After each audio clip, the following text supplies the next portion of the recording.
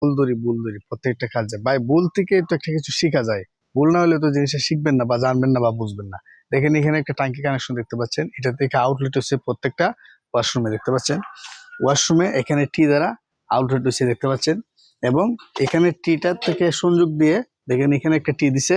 হ্যাঁ, এই টিটা দিয়ে নিচে কিন্তু একটা ওয়াশরুমে কারেন্ট চলে গেছে, এবং এই পাশে ও একটা ওয়াশরুম আছে, এই পাশে একটা চলে গেছে, কিন্তু এখানে একটা ইউনিয়ন ব্যবহার করছে। কিন্তু এই যে দেখেন ভুলটা কোথায় করছে, এখান থেকে যে একটা লাইন নিছে, দেখেন এখান থেকে যে একটা লাইন নিছে, এই যে লাইনটা নিছে, এখানে কিন্তু কোথাও কোনো ইউনিয়ন ব্যবহার করে নাই। সেক্ষেত্রে এখানে যে পাইপটা ফেটে গেছে, এখন পাইপটা চেঞ্জ করতে গেলে আপনার এটা কোনভাবে মুছড়ে খোলা যাবে? খোলা যাবে না। সেক্ষেত্রে অবশ্যই এখানে একটা ইউনিয়ন সকেটের প্রয়োজন ছিল, কারণ এটা দিলে খুব সহজে আপনার ইউনিয়নটা কুইলা এই পাইপের জয়েন্টগুলো খুলতে পারতেন। খুলে কিন্তু আবার পুনরায় মেরামত করে দেওয়া যেত। এটা একটা ভুল।